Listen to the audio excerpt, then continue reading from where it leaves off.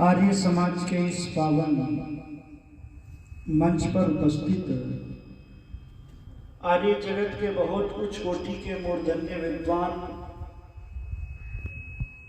आचार्य श्री पंडित रामनिवास आर्य जी, उन्हीं के समीप में बैठे हैं बहुत अच्छे सन्यासी यजमुनि जी, उच्च कोटि के बहुत मूर्धन्य विद्वान पूज्य आचार्य श्री धीरज शास्त्री जी, और हमारे सबके लिए बहुत गौरव हमारे आदरणीय श्री सूबेदार आर्य जी, हरि सिंह जी, और दूसरे हमारे में नाम स्मरण नहीं है आचार्य देवदत्त जी, मंच का बहुत अच्छा संचालन करने वाले बहुत अच्छे युवा भाई हमारे दीपांशु जी, हमारे आदरणीय भाई यतेंद्र जी, विवेक जी, प्रवीण जी, हमारे दोनों साथी भाई सुरेंद्र जी और दूसरे भाई अशोक जी, बहुत अच्छा साउंड जिनका चल रहा है, आदरणीय भाई राकेश जी, पूजा के योग्य वंदनीय पूजनीय माताओं बहनों, पवित्र एक भजन मैंने आपके बीच में रखा, बैठ दो घड़ी कर प्रभु का भजन और बंधनों से बचले करके यतन। बंधन में बंधना भी जरूरी है और बंधन से मुक्त होना भी जरूरी है। हम प्रार्थना करते हैं असतो मां सद्गमय तमसो मां ज्योतिर्गमय मृत्यु मां अमृतम गमय। मृत्यु के बंधन से छूट करके अमृत के बंधन से बंधना बहुत जरूरी है, मोक्ष को प्राप्त करना बहुत जरूरी है। जैसे एक बेटी अपने कुल को छोड़ती है, ये कहती है कि मुझे पितृकुल से छुड़ा दो पर पति के कुल से मत छुड़ा देना। मैं तो छोड़ चली बाबुल का देश, प्रिया का घर प्यारा लगे। ऐसे ही जीवात्मा कहती है कि मुझे इस मृत्यु के बंधन से छुड़ा देना पर अमृत के बंधन से मत छुड़ा देना। त्र्यंबकम यजामहे सुगंधिम पुष्टिवर्धनम उर्वारुकमिव बंधनात् मृत्योर्मोक्षयमामृता। उस बंधन से बंध करके जीवात्मा का जीवन सफल हो जाता है। इस बंधन से कब बंधेंगे? जब भगवान की भक्ति करेंगे। इस बंधन में बंधने के लिए उस परम पिता परमात्मा की भक्ति करनी नितांत आवश्यक है। ऋषिवर देवयानंद जी महाराज जी कहते हैं, सत्यार्थ प्रकाश में चर्चा करते हुए कहते हैं, हमारा एक उपास्य देव वो परम पिता परमात्मा है, उसी को जान करके व्यक्ति मृत्यु आदि बंधन से बच सकता है। नान्य पंथा विद्यते अनाये, इससे अलग कोई दूसरा मार्ग नहीं है। पर परमात्मा की जो भक्ति है वो सबको अच्छी नहीं लगती। बाबा तुलसीदास जी लिखते हैं, तुलसी पिछले पाप कर्म से हरि कथा न सुहाए, जैसे ज्वर के बेग से भूत विदा हो जाए, जैसे ज्वर के बेग से भूत विदा हो जाए। ये भगवान की भक्ति सबको अच्छी नहीं लगती है। जिसके पिछले जन्म में कर्म अच्छे होते हैं उसको ये भगवान की भक्ति का मार्ग अच्छा लगता है, वो व्यक्ति भगवान की भक्ति करता है। और क्या मिलता है भगवान की भक्ति करने से? तो ध्यान देना, भगवान की भक्ति करने से आत्मा का बल बढ़ता है। यह आत्मदा बलदा यस्य विश्व उपासते। उस परम पिता परमात्मा की भक्ति करने पर व्यक्ति कभी भी डगमगाता नहीं है। उस परम पिता परमात्मा की भक्ति करने से आत्मा का बल बढ़ता है। मृत्यु आदि दुख आने पर ईश्वर का भक्त कभी विचलित नहीं होता है, उसको सहन करने की शक्ति जीवन के अंदर आ जाती है। पथिक जी ने बहुत सुंदर पंक्तियां लिखी, मुझे याद आती है कि भगवान की शरण में जो ईश्वर की शरण में चला जाता है उसको क्या मिलता है, ध्यान से सुनो। और ये भजन इसलिए सुना रहा हूं कि उस ईश्वर की शरण में जाना हम लोग भूल गए। सबसे बड़ा गुरु वो ईश्वर है, उसकी शरण में जाना चाहिए था, उस ईश्वर की शरण में जाना चाहिए था। हम पर उस ईश्वर की शरण में नहीं गए, हम फंस गए इन गुरुओं के चक्कर में, ढोंग और पाखंडियों के चक्कर में फंस गए। निवेदन करने लगा हूं, ध्यान से सुनना पंक्तियों को। भगवान की शरण में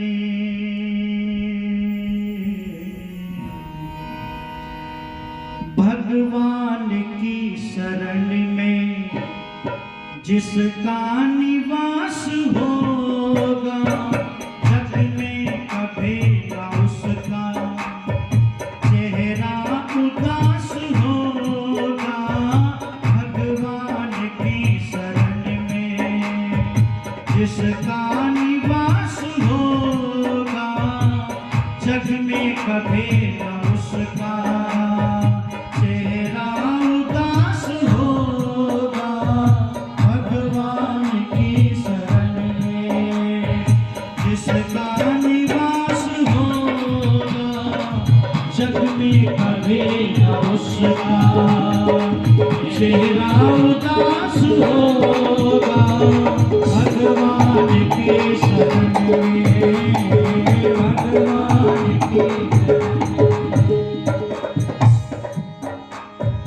प्रभु तो हर एक दिल में रहता है घर बनाकर। प्रभु तो हर एक दिल में रहता है घर बनाकर। इंसान ढूंढता है जो दूर दूर जाकर, अजानता का दिल से पर्दा जरा हटाकर। एक बार देख ले तू प्रभु के समीप जाकर, चाहों ओर से तुम्हारा, चाहों ओर से तुम्हारा हरदम विकास होगा। जग में कभी ना उसका चेहरा उदास होगा। भगवान के शरण में जिसका निवास होगा, जग में कभी ना उसका चेहरा उदास होगा। भगवान की शरण में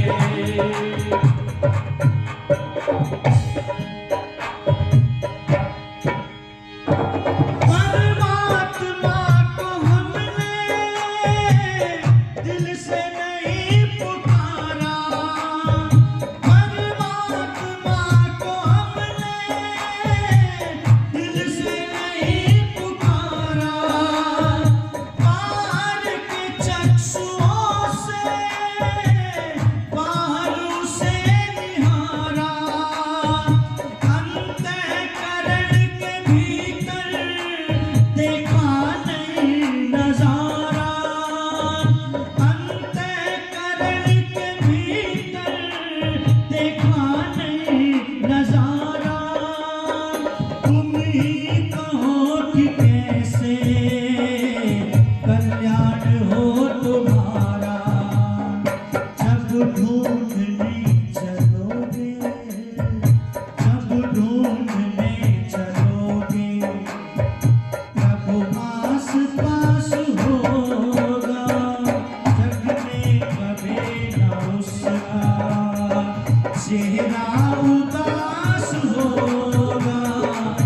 भगवान की शरण में, भगवान की शरण में जिसका निवास होगा, जग में कभी उसका चेहरा होगा।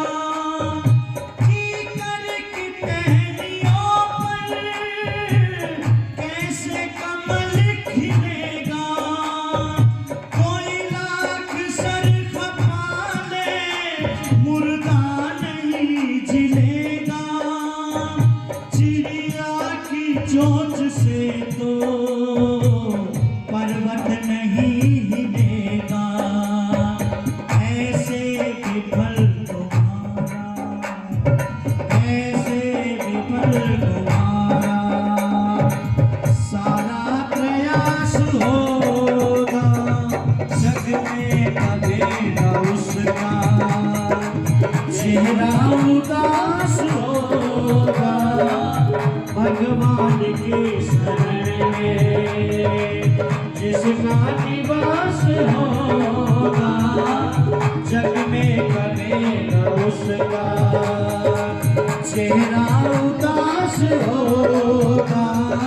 भगवान की शरण में उस देव की शरण में, उस देव की शरण में जिसका निवास होगा, जग में कभी न उसका चेहरा उदास होगा। भगवान की शरण में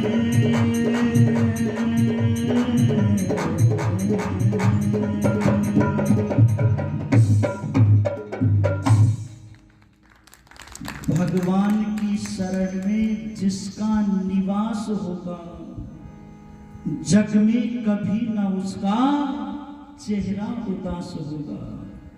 इतिहास के अंदर अनेक घटनाएं मिलती हैं।